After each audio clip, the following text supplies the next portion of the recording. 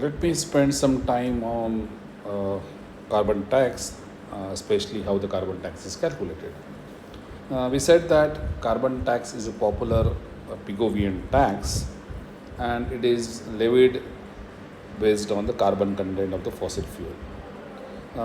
So, here I have shown some approach or steps to be followed to arrive at such a carbon tax.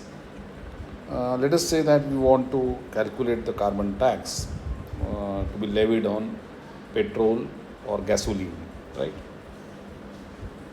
The amount of carbon tax that should be levied on petrol based on the carbon dioxide it will be released, it will depend on several factors, including the environmental goals, social considerations, and economic impacts.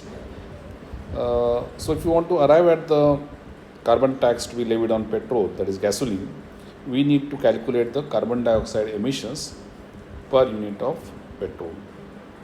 Now, how do you arrive at that? So, for that, we need to consider the carbon content of petrol, that is gasoline, and then, assuming complete combustion, we need to arrive at the amount of carbon dioxide emitted, right?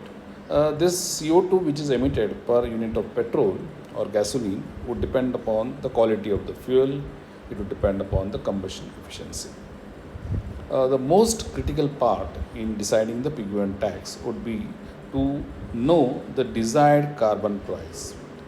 Now, we are assuming that the carbon dioxide emitted from gasoline would create negative externality, and it could be in the form of the local pollution, or it could be in the form of climate change.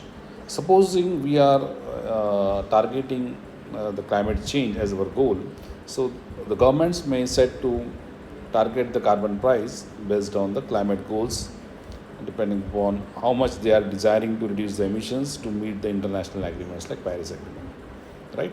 So once you arrive at the desired carbon price, then that carbon price would be in the form of rupees or dollars, depending upon the currency which the country follows, right, per ton of carbon dioxide emitted, right? So once you have that value, some amount of some dollars for a particular ton of CO2 emitted, that is called the desired carbon price. Now you need to apply the carbon price to the CO2 emissions by multiplying the CO2 emitted per unit of gasoline with the desired carbon price per ton of CO2, and that would yield us the carbon tax per unit of petrol, right? As an example, I had done one calculation. I have taken gasoline as a fuel, and I have arrived at the carbon footprint it generates.